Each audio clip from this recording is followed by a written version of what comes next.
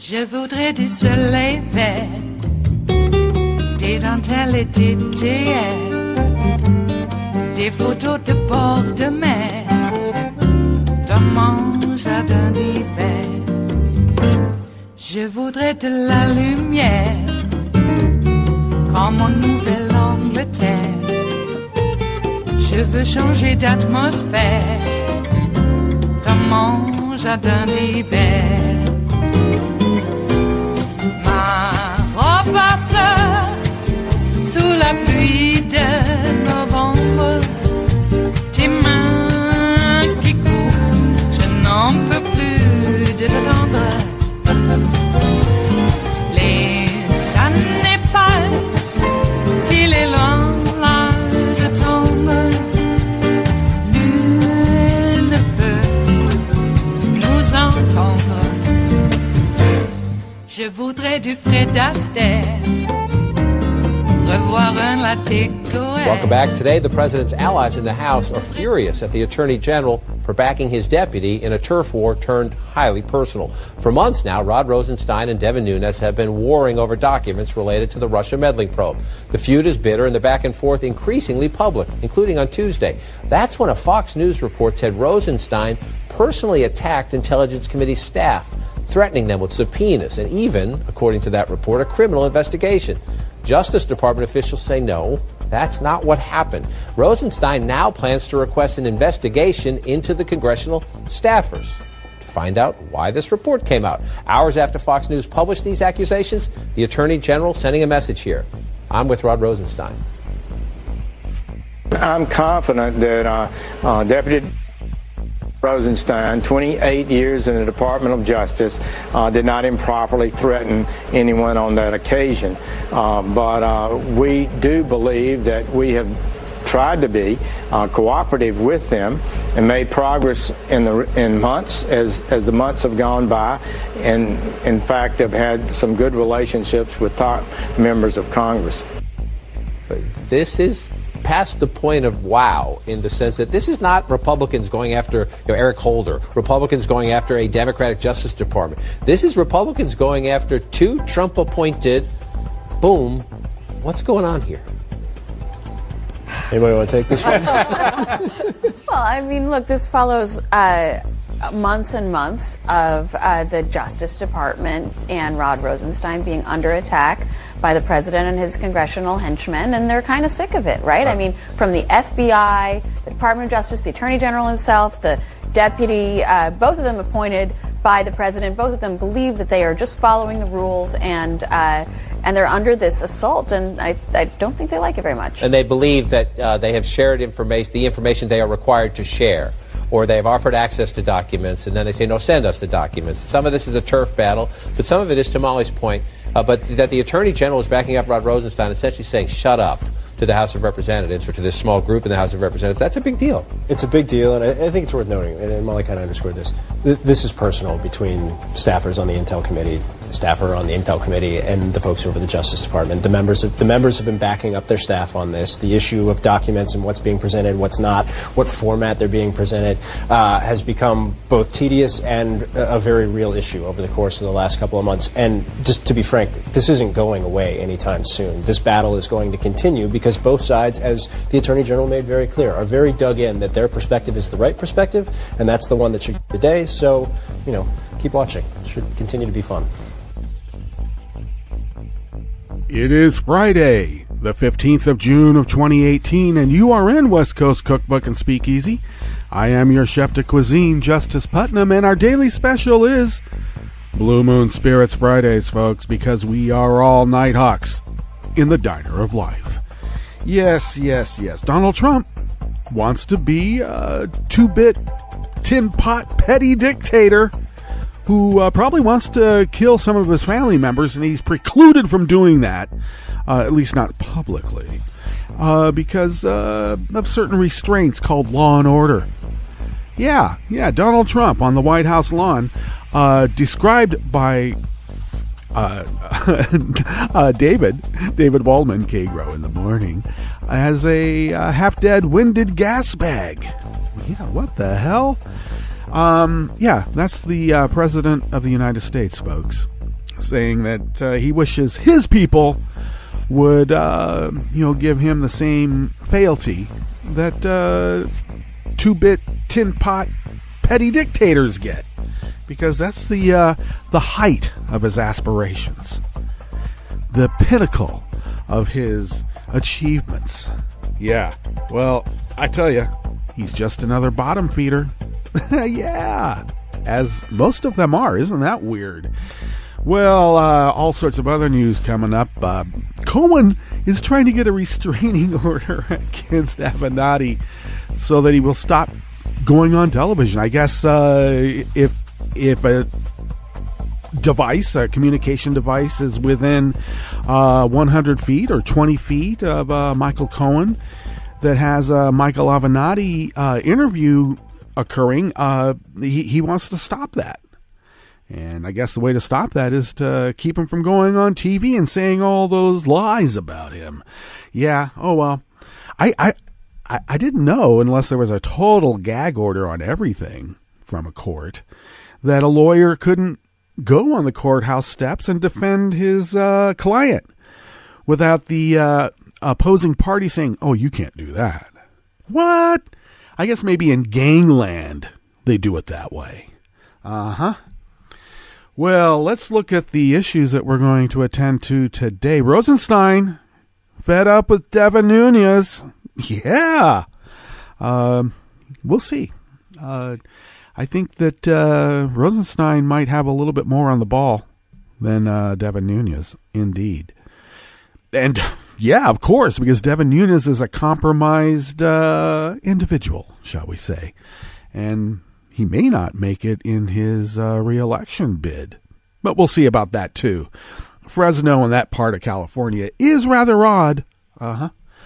Okay, on the rest of the menu in the Bistro Cafe part of West Coast Cookbook and Speakeasy Blue Moon Spirits Fridays, Michigan adopts the strictest lead water rules in the United States.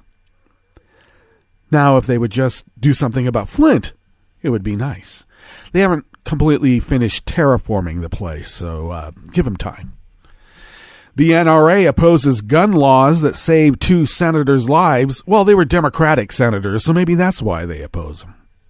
And a tour of the Texas Children's Detention Center revealed a Trump mural with images reminiscent of a banana republic, just not as artistic. Yeah.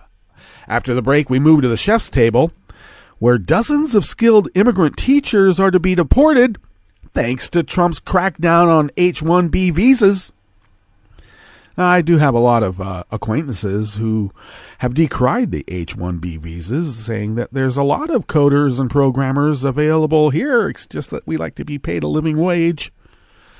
So, but there are areas where we need teachers and they don't have them. So get rid of them, I guess, especially if they're brown, huh? And a new exposé reveals that subjects of the infamous Stanford Prison Experiment now admit they were only acting. All that and more on West Coast Cookbook and Speakeasy. Bon appetit.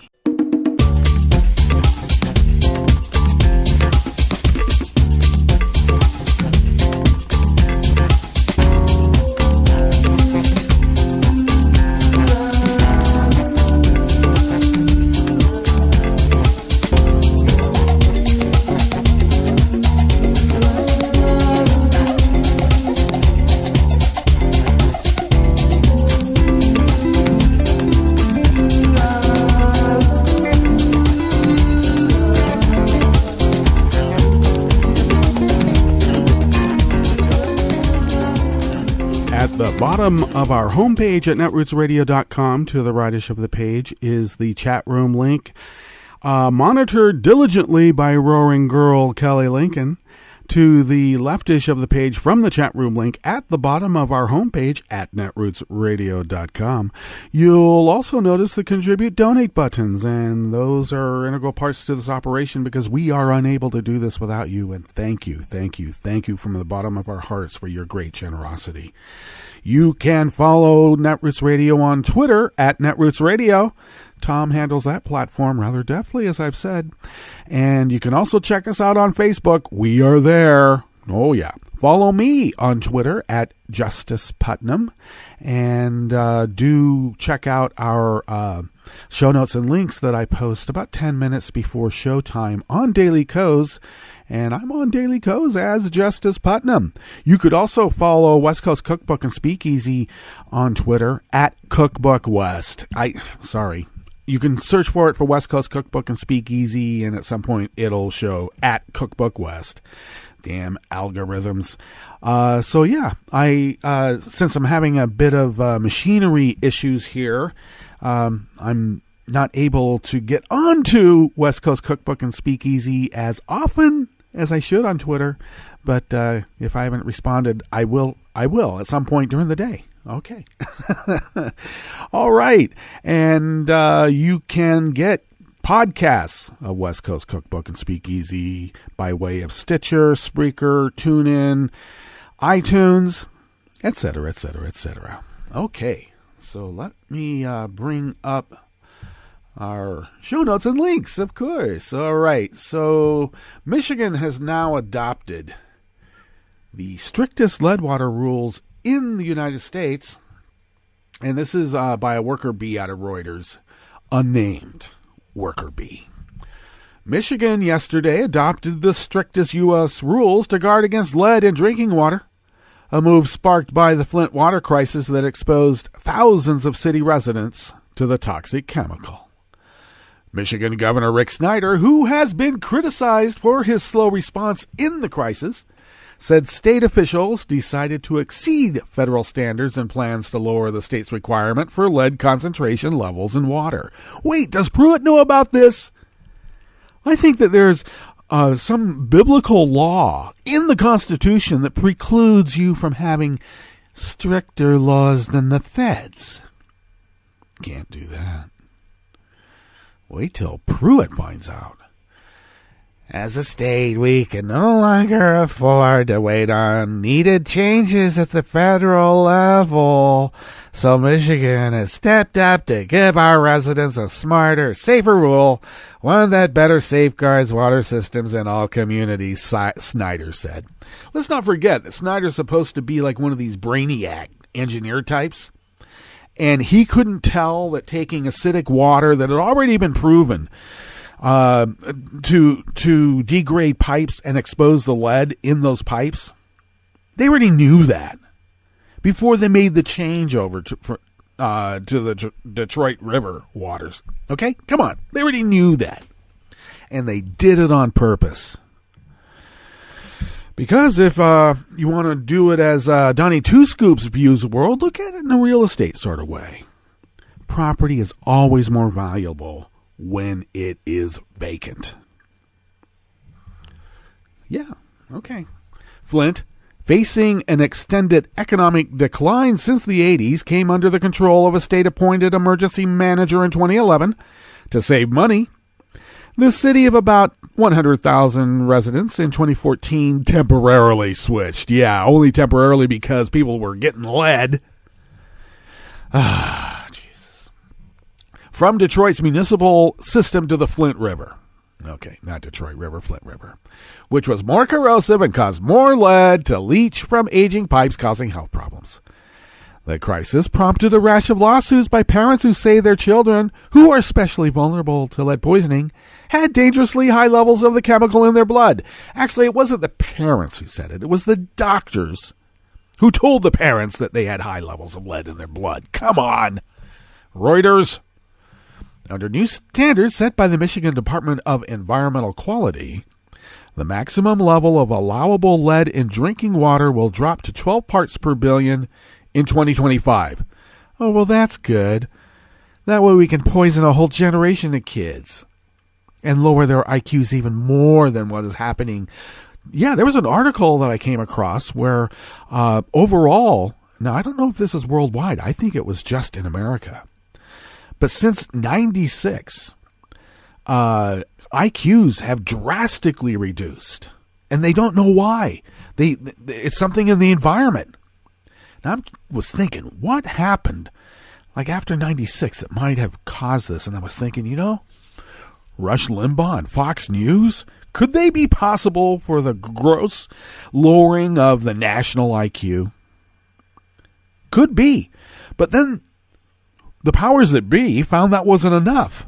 And so how to lower IQ levels even more? Feed them lead. It's a proven agent.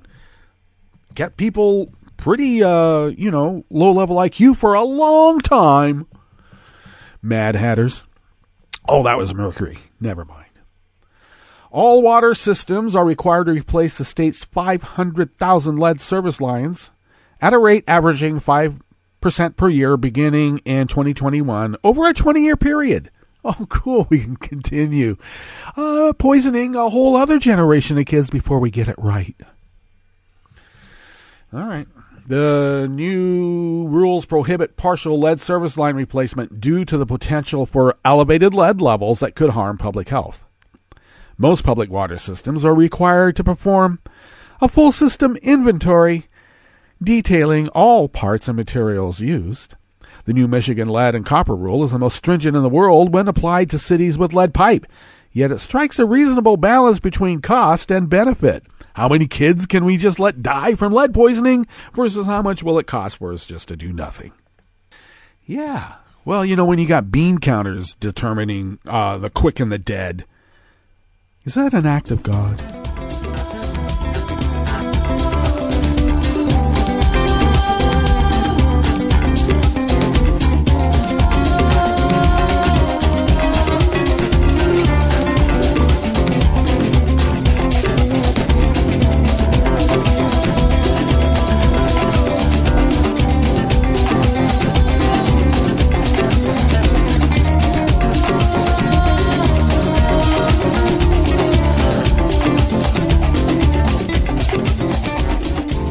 Next offering here at the Bistro Cafe, part of West Coast Cookbook and Speakeasy, Blue Moon Spirits Fridays, is Out of Share Blue Media by Oliver Willis.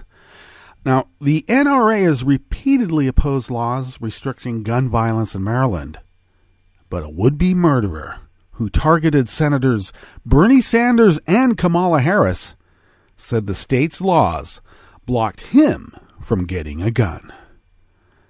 And the NRA opposes that. Feature, not a bug? Curious minds would like to know. A would-be murderer who threatened the lives of Senators Bernie Sanders, Independent of Vermont, and Kamala Harris, Democrat of California, said that Maryland's strict gun laws prevented him from obtaining a weapon, yet some of the laws that may have saved two senators' lives are the same laws that the NRA has actively opposed or worked to strike down. Well, I guess they're just taking the blood of tyrants part seriously and literally. And they want to do their part to further their patriotic duty. And they only know this, I think, from that crash course in civics at the Kremlin that the FSB gives, where I think in this instance they're more than just Russian dupes. Have they moved to asset level yet? I don't know. We could find out. Or we couldn't. The 19-year-old Maryland resident, Nicholas Bukowski, has been charged with threatening Sanders and Harris and faces 5 felony counts, but he said he could not get a gun to carry out the act, thanks in part to strict gun control laws in his state. In the memo from prosecutors regarding his arrest, the man said he didn't have access to a handgun because his parents won't purchase a firearm based on his history and the strict gun laws in Maryland, and added he probably won't be able to get one. Well, that's just a gross violation of his constitutional rights, and the NRA, with the help of Putin, is there to right that wrong. Active measures, indeed. The memo also noted that he was frustrated with liberals and very supportive of the current president, because that's how the brainwashing works. In this reporter's opinion, it's not clear which specific laws might have stopped the would-be shooter. I think that we could actually, Oliver's doing the journalistic duty here. But I think we really know what's going on. We know the specific laws, and we can probably cite them anecdotally with, just a little bit of triangulation. But Maryland has some of the most restrictive gun laws in the country, and the NRA has repeatedly worked against the overwhelmingly Democratic state legislators' efforts to pass them. The NRA was part of a lawsuit opposing Maryland's ban on assault weapons that failed after reaching the Supreme Court. The NRA also recently announced it was joining a lawsuit to challenge Maryland's restrictions on concealed carry. And Maryland effectively bans gun purchases for those under 21, while the NRA has fought against similar age restrictions. And in April, Maryland Governor Larry Hogan signed a law allowing firearms to be taken away from a person who may be a danger to themselves or others. In March, however, the NRA urged its members to oppose the law's passage. Nice. The would-be shooter sent his threatening messages to Sanders and Harris via Instagram on the same day of the March for Our Lives rally for gun safety. You know, the kids who were shot up in Parkland said, no more of this. Can we just go to school and read The Yearling without having to succumb to, military-style assault weapons shooting our teachers and us, too? We want our pep rallies to be about pep, not gun poppings. Okay, I reached for that one. In his message to Sanders, the man wrote, "You wouldn't want to be caught off guard when I use my Second Amendment protected firearm to rid the world of you, you stupid, crazy old fool." Okay. And in his threat to Harris, he said, "I'm going to make sure you and your radical lefty friends never get back in power. You will never run for president because you won't make it to see the day." Isn't it weird how our side always gets killed? Presidents, senators, leading black reverends, fighting for civil rights and economic security for poor people. Kill them. He also sent a message to the Washington, D.C. police. "I am intending to send the message that gun control, bomb control, or any other kind of weapons control will not stop attacks. It is an issue of the heart." Well, that'll get you scrutinized, won't it? And the NRA has often said gun control will not prevent crime, especially mass shootings. Because Harris supports gun safety measures, Wayne LaPierre, NRA CEO, has described Harris and other Democrats as opportunists who exploit tragedy for political gain. Isn't it weird how they project? This is exactly what this guy does, because their numbers have been really going up after every tragedy. Opportunists. All right. If the NRA had its way, Maryland's gun laws would be far weaker, and perhaps a would-be killer would have had access to weapons to inflict harm. On the politicians, the NRA continues to attack.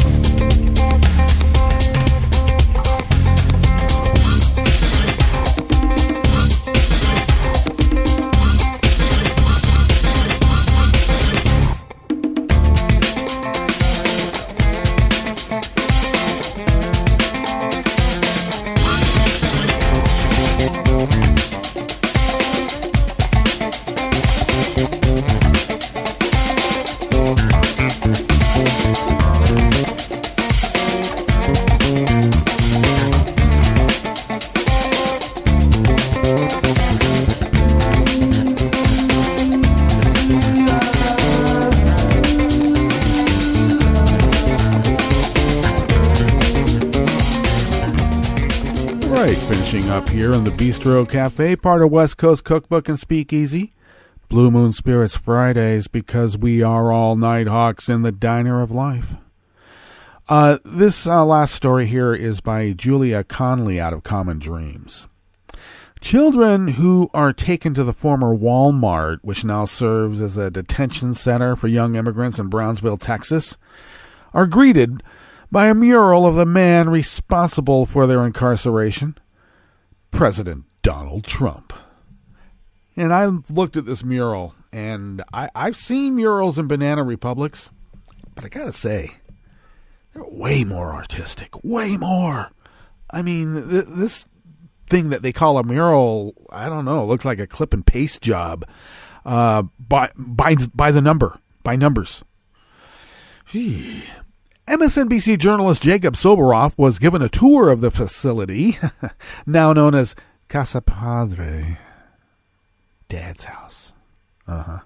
He shared images of the mural, which includes the quotation, "Sometimes by losing a battle, you find a new way to win the war." And that was only because Arbeit macht frei just didn't fill up the space as much as they wanted. All right. Other presidential murals are painted on walls throughout the facility, and children are taught U.S. history for several hours per day. Sounds like indoctrination to me, while the government bars them from joining U.S. society. Exactly what U.S. history are they learning? How great Jackson's Trail of Tears were, and you don't want to be on the side where you're getting the tears. Loser. In a report on All In with Chris Hayes, Soboroff compared the facility to a prison where about 1,400 boys between the ages of 10 and 17 are kept indoors for 22 hours per day. Now, there's a fellow who quit as a ICE employee at this specific facility under conscientious objections, by the way. He couldn't take it anymore and he filed CO. Said that actually kids as young as 4. Soboroff said, "I've been inside a federal prison and county jails. This place is called a shelter, but these kids are incarcerated. I think it's a gulag." About 30% of the boys in the center arrived at the U.S.-Mexico border with parents or guardians and have arrived at Dad's house, Casa Padre, following the Trump administration's decision to begin separating families and prosecuting adults who arrive with children. Are you trying to escape pestilence, warfare, famine, rape, etc.? You're trying to escape that? No, you are a loser and a crook and a criminal. The report on the facility drew shocked and angry reaction from Trump's critics on social media. And there's various examples here at the links. And why don't you take a look at that? All right, we should get on with our break. And then we'll come back and go through, well, weather from around the world. And then we'll finish with these stories that we've curated for you today for the end of the week. You are listening to West Coast Cookbook and Speakeasy, and we will be right back. You are listening to netrootsradio.com. Please hang up and try again.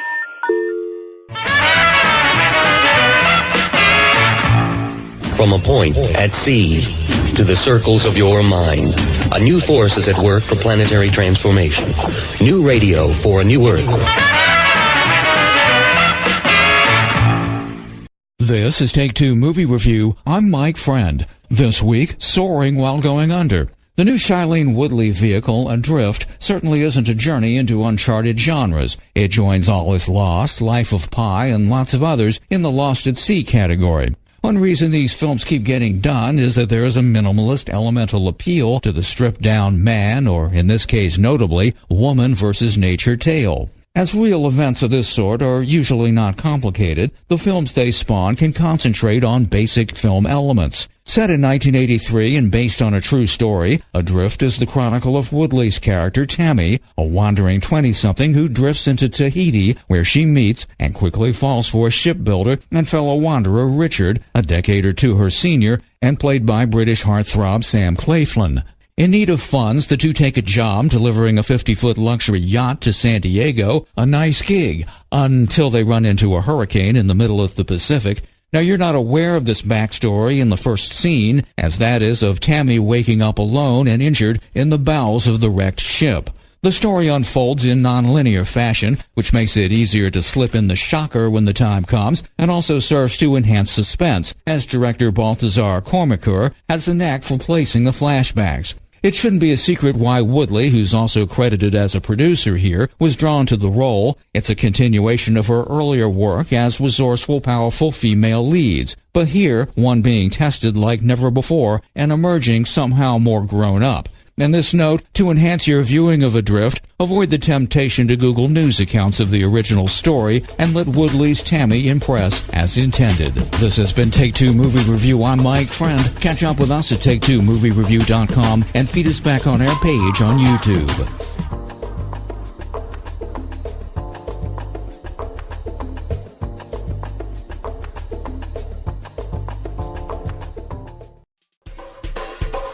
This is Scientific American's 60-Second Science. I'm Jason Goldman. They weigh about 3,000 pounds and eat about 100 pounds of plants each day. So your average adult hippo produces quite a lot of poop. By some estimates, a single hippo blasts out more than 10 pounds of waste each day. And all that hippo dung gets mixed into the ponds and streams where they spend most of their time.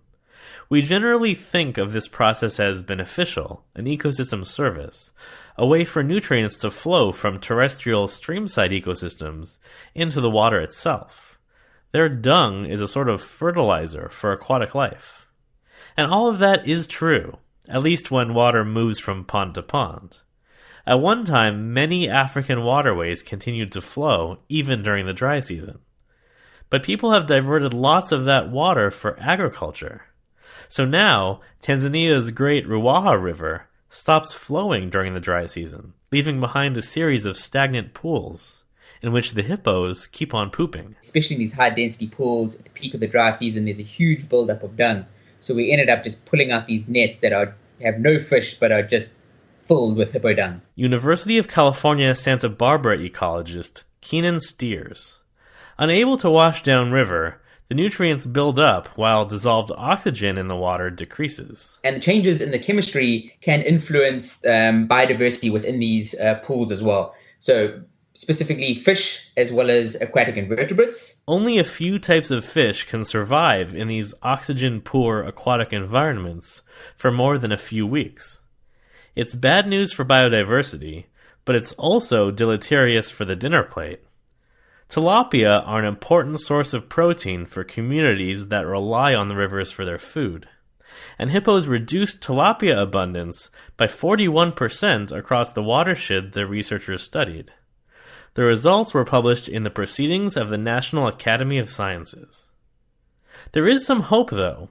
When the wet season returns and the rivers start to flow again, things can return to normal, if we're careful. What our results do show is that it's not all just doom and gloom. This kind of resetting of the system when flow resumes shows that there is some kind of resilience within the system. And if we are able to manage the offtake of water from these rivers, that the system is able to actually recover in terms of repopulating these pools in terms of biodiversity and abundance.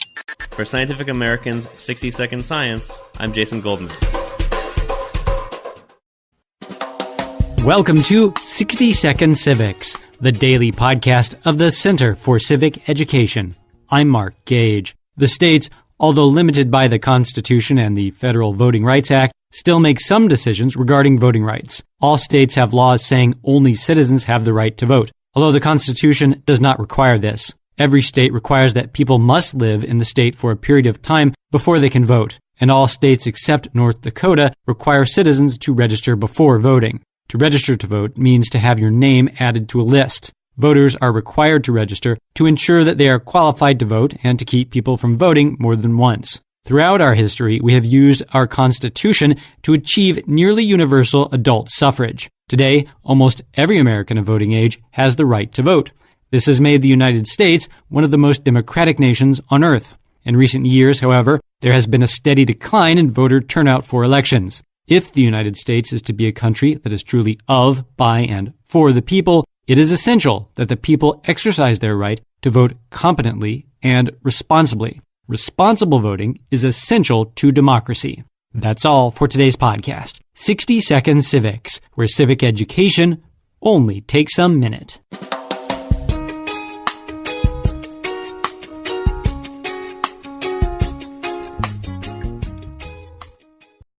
Does the Constitution require a unanimous verdict in a criminal case? I'm Bill Newman, and this is the Civil Liberties Minute. The answer is yes. And no.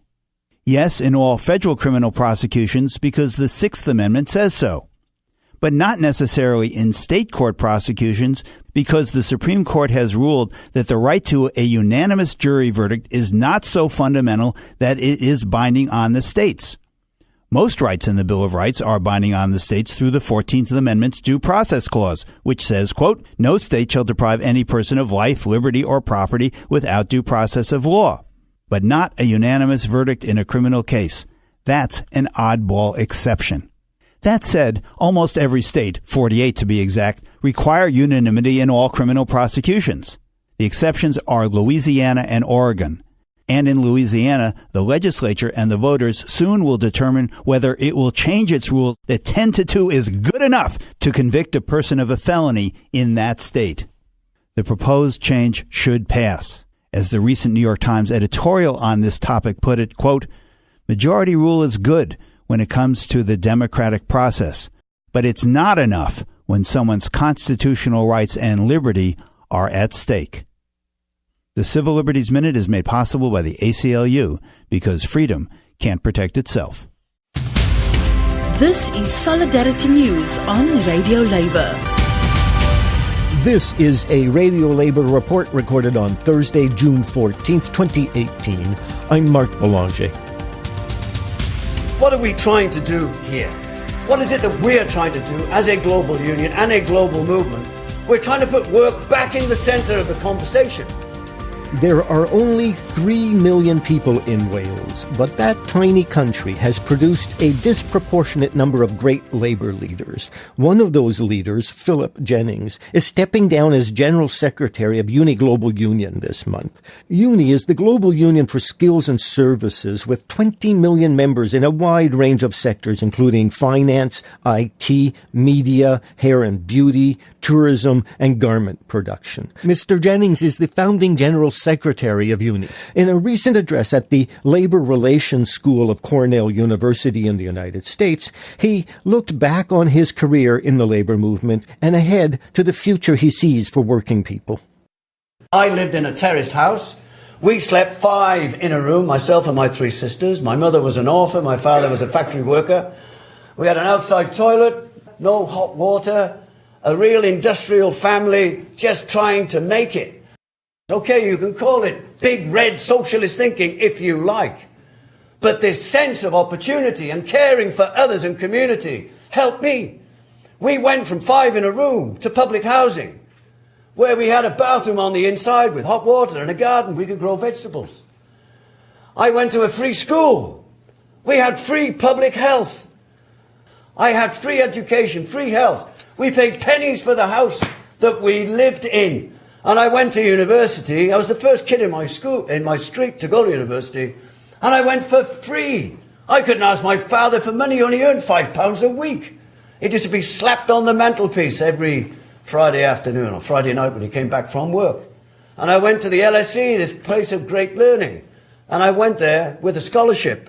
I started trade union work in the UK in 76. I remember in a car, when Margaret Thatcher became the leader of the Tory party, we stopped the car. We danced in the street. We said, we're going to have a Labour government forever with this woman. Like many people said, Brexit won't happen and Donald Trump will never be the president. How wrong we were. And then we begin to look at the seeds that were sown at that time. And then when Margaret Thatcher said, there is no society, can you imagine? There is no society. What does that mean? You have no neighbour? You have no community? What does that mean? And that is the kind of thinking that I've had to live with all of my union life. Because right in the front line of there is no society, it also means they declare a kind of war on those organisations that see things differently. And then you fast forward today, you see racism, xenophobia, nationalism, demonisation, division, attacks on minorities and race and women, attacks on people, their sexual orientation. It's a kind of echo of that moment. There is no society. And hence, when I talk about the future of work, justice and peace, that takes me to the future of work. We have to look at the nature of the changes which face us in terms of job quantity, job quality, and above all, transformation. This digital revolution is transformational, and my message is we are not prepared for this degree of transformation, and we are not prepared to accompany people. We're accused of being protectionist and all the rest of it. So I like the word, how are we going to accompany people through this revolution? In terms of their income, in terms of their job, in terms of their retraining, in terms of their requalification, and how you turn education into a lifetime experience. And that's it. International labor news you can use. You can find more labor news on our website at www.radiolabor.net. Follow us on Twitter at Radio Labor. I'm Mark Boulanger. Thank you for listening. And remember, it's all about global solidarity.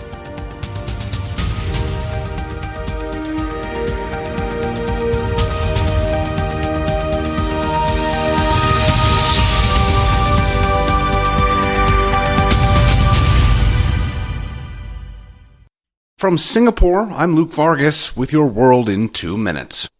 For a matter of hours on Wednesday, there was hope that one of Europe's longest-running diplomatic disputes had been resolved. The dispute is known as the Macedonian naming issue, and it centers around the Republic of Macedonia, a nation of around 2 million people that rests just north of Greece. Except Greece has beef with Macedonia's name, saying it implies ownership of the Greek state of Macedonia and historical ties with Macedon, the ancient Greek kingdom once helmed by Alexander the Great. In 1995, the two countries agreed to a UN deal mandating that as formal talks continued to resolve the dispute, Macedonia would be known at the United Nations as the former Yugoslav Republic of Macedonia, or FYROM. After years of on-again, off-again talks, it was announced on Tuesday that Macedonia would change its name to the Republic of Northern Macedonia, under the terms of a deal worked out by Macedonia's prime minister that would likely pave the way for the country to eventually join the European Union and NATO. But hold off on the confetti. In a Wednesday news conference, Macedonian Prime Minister George Ivanov said the deal was unacceptable and damaging, and he vowed to veto it should it win the backing of Parliament. It just so happens Ivanov is backed by hardline nationalists who refuse to concede on the naming issue at all. And just because Macedonia's leader doesn't like the deal, don't assume Greece does either. The country's leading opposition party has already lodged a no-confidence vote targeting Prime Minister Alexis Tsipras, accusing him of negotiating away Greece's heritage by allowing the Republic of Northern Macedonia to use the name Macedonia even in that context. Nobody thought resolving the name dispute would be easy, but sometimes it takes a glimmer of a truce to end a conflict to see just how much both sides still want to keep fighting. Luke Vargas, Singapore.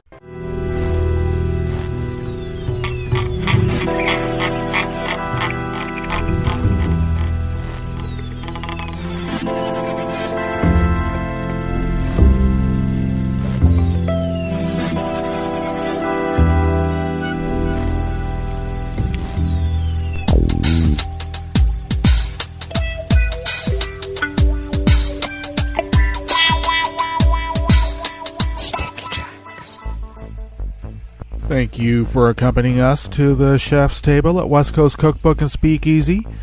Blue Moon Spirits Fridays. We are all night hawks in the diner of life, and yes, indeed, the cocktail of choice here at the chef's table is the French 77, almost like the French 75, except you got to put in the Saint-Germain, okay? The elderberry flower liquor. It balances out the whole cocktail. Please do. Here, have some. All right. Well, we begin with weather from around the world, and we always begin weather from around the world along the banks of the Rogue River and the Rogue River Valley of Southern Oregon and the west coast of the continental United States of America, where it is currently 55 degrees. We will be going to a high of around 80. So weather will be nearly the same as yesterday, partly cloudy, though right now it's quite sunny and nice. And winds will be increasing. Right now they're out of the southwest at around 2 miles per hour. And actually here it looks like 0. But in a few hours they will be shifting out of the north-northwest at 5 to 10 miles per hour and continuing that way for most of the day. We'll have a low tonight in the mid-50s, just like we had a low last night in the mid-50s. So nearly the same. And dry conditions will continue. We have not even 10% chance of anything. So, oh well. Grass pollen remains very high. Air quality index is good at 10 parts per million, so that is good. The UV index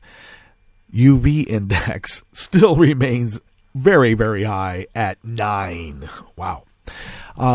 Pressure looks like it's falling a little bit at 29.84 inches. Visibility is up to 9 miles, and humidity is at 80%. That's relative humidity is at 80%. Okay, weather from around the world is brought to you by people's personal weather stations that they purchased. These people planted these purchased personal weather stations somewhere on their property, and these people positively live around the world. The guy just outside of London is registering 72 degrees and fair. Paris is 75 and partly cloudy. Oh, nice. Rome is 82 and partly cloudy, and they have a thunderstorm advisory, so take care there. That could knock out infrastructure like electricity. Kiev is 80 degrees and partly cloudy. Kabul is 76 degrees and fair, but with quite stiff winds, so maybe the wedding parties can parade today if the drones aren't able to bomb. You never know. Hong Kong is 77 and mostly cloudy. Tokyo is 61 with a rain shower. Sydney, Australia is 53 degrees and clear. San Francisco, California is 52 degrees and partly cloudy with a continuing small craft advisory for pretty stiff winds on the bay and offshore. And New York also has a small craft advisory on the Hudson. Take care. And they are at 70 degrees Fahrenheit and partly cloudy. And that is weather from around the world, brought to you by people's personal weather stations that they purchased. These people planted these purchased personal weather stations somewhere on their property, and these people positively live around the world.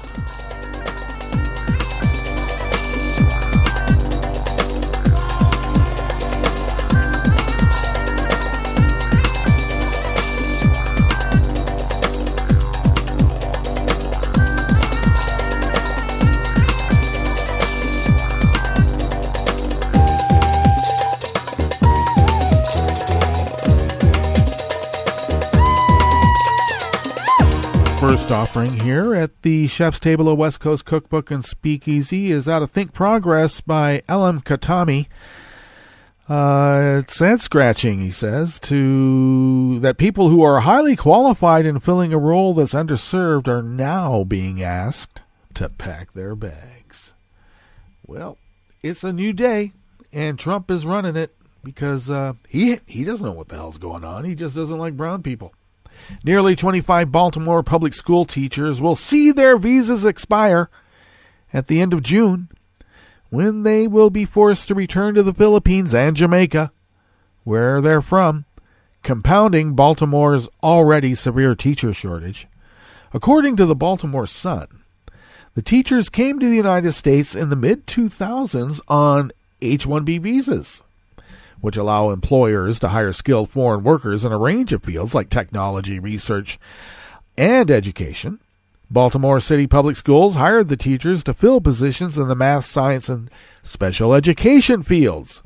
While the district applied to extend the teachers' visas months ago, the federal government has moved slowly.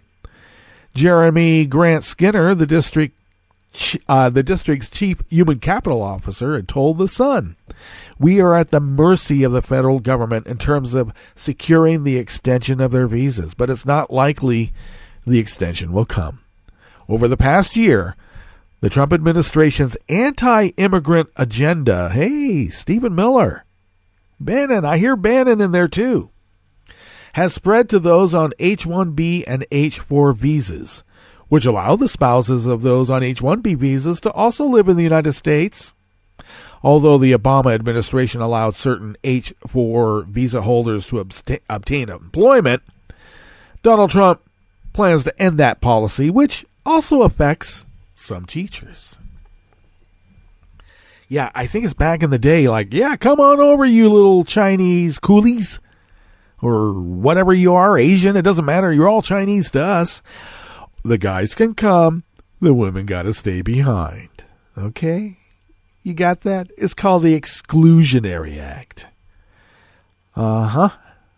I guess there must be some biblical reference that allows this. Sarah, will you tell us later today?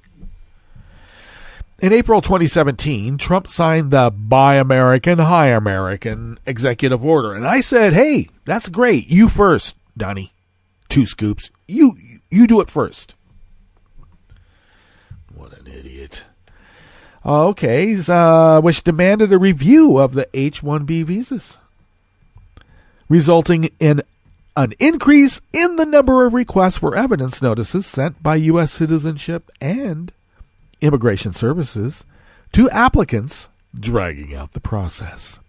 This policy, coupled with rising teacher shortages and poor teacher retention rates across the country, can have disastrous consequences. Well, I think what we'll have to do is just privatize.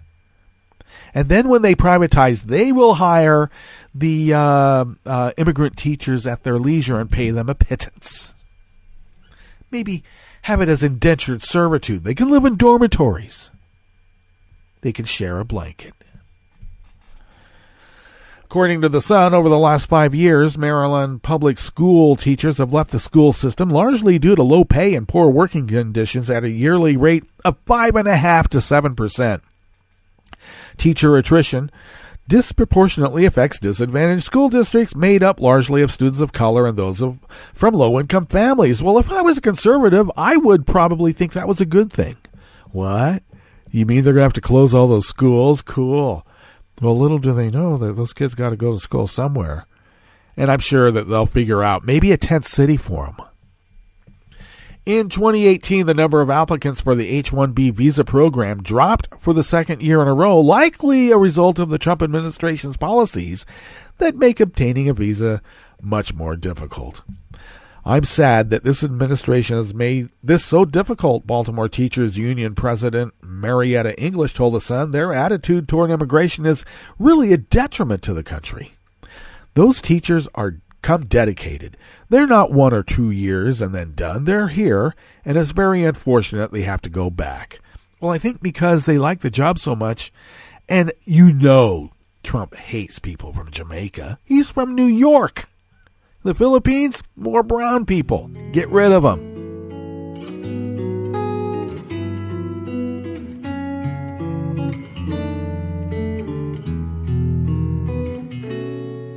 Je te donne ce mon amour pour la vie entière. La promesse de me trouver à tes genoux. Aussitôt que tu m'appelles, rester toujours fidèle, c'est tout, c'est tout. Je te donne tous mes printemps, mes étés de mer, mes automnes quand les feuilles tombent partout. Si ce n'est pas une bonne affaire, je te donne tous mes hivers. All right, last offering here at the chef's table of West Coast Cookbook and Speakeasy, Blue Moon Spirits Fridays, is an article out of Raw Story by Noor Al-Sabai. In August of 1971, psychologist Philip Zimbardo conducted the Stanford Prison Experiment, a study that became known as the seminal trial on human nature and cruelty. But a new exposé reveals that some of the study's main findings appear to be based on lies. Based on previously unpublished audio and admissions from participants, the world-famous experiment's findings are not just incorrect, but were gathered and publicized using deceit. In the experiment, Zimbardo, then a young psychology professor at Stanford, commissioned 18 college-aged men to play as guards and prisoners of the fictional Stanford County Jail. Slated to last 2 weeks, the experiment was shut down after a mere 6 days when, as writer Ben Blum notes, Zimbardo's girlfriend stopped by 6 days in and witnessed the conditions of the mock jail.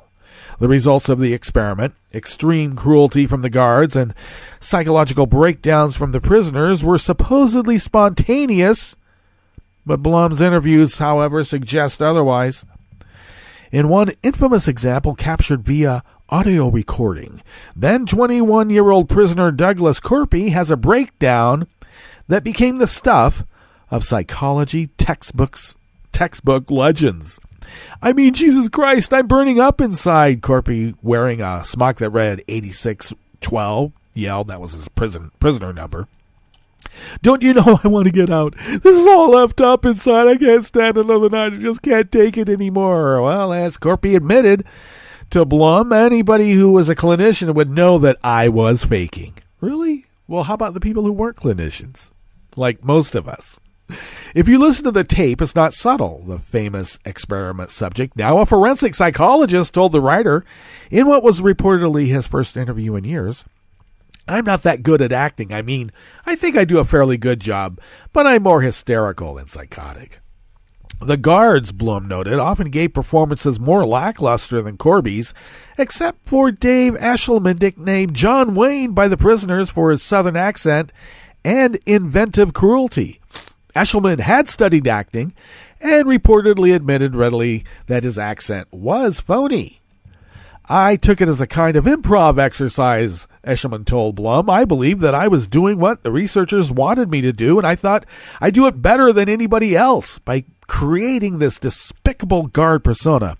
I've never been to the South, but I used a Southern accent, which I got from Cool Hand Luke. Well, Lordy be, I would never put on a Southern accent myself. That would be patronizing. Well, I guess I am. The guard told Blum that Zimbardo even thanked him for his performance. Now, I will say Zimbardo has always been a questionable figure in the Bay Area. He had a long-running show on PBS. But as more and more of these revelations surface, it is takes into question his ethical standards in running an experiment. And but I think that we probably ought to codify an actual prison experiment, and instead of making things up, because this is not a good thing. It is not. All right, we are now at the end of our broadcast period for the day and the week, but Networks Radio will broadcast on 24/7 all the way through up until Monday when we have River City Hash Mondays. Yes, on West Coast Cookbook and Speakeasy, so tune in for that. And also stay tuned for all the breaking news that's going to be breaking. This breaking right now as I speak. Okay, and I'll find out what it was as soon as I tune in back into the world. But why don't you stay tuned to Netroots Radio, and we will visit with you on Monday in West Coast Cookbook and Speakeasy. Bon appetit.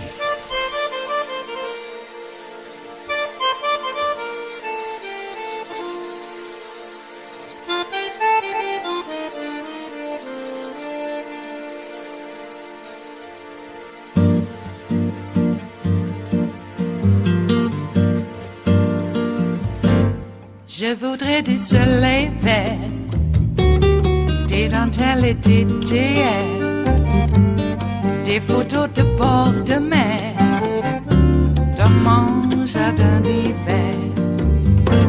Je voudrais de la lumière, comme en Nouvelle-Angleterre. Je veux changer d'atmosphère, dans mon jardin d'hiver. Ma robe à fleurs, sous la pluie de novembre, tes mains qui courent, je n'en peux plus de t'attendre. Les années passent, il est loin, là je tombe. Nul ne peut nous entendre. Je voudrais du Fred Astaire, revoir un latte Goël. Je voudrais toujours te plaire, dans mon jardin d'hiver. Je veux déjeuner par terre, comme au long de golfe clair, t'embrasser les yeux ouverts, dans mon jardin d'hiver. Ma robe à fleurs, sous la pluie de novembre, tes mains qui courent, je n'en peux plus de t'attendre.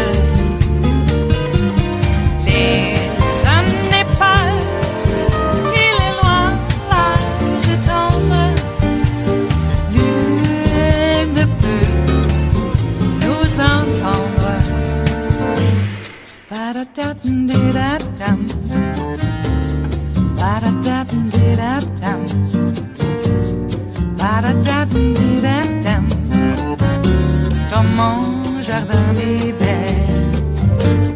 Ba-da-da-dum-di-da-dum, ba-da-da-dum-di-da-dum, ba-da-da-dum-di-da-dum, dans mon jardin d'hiver.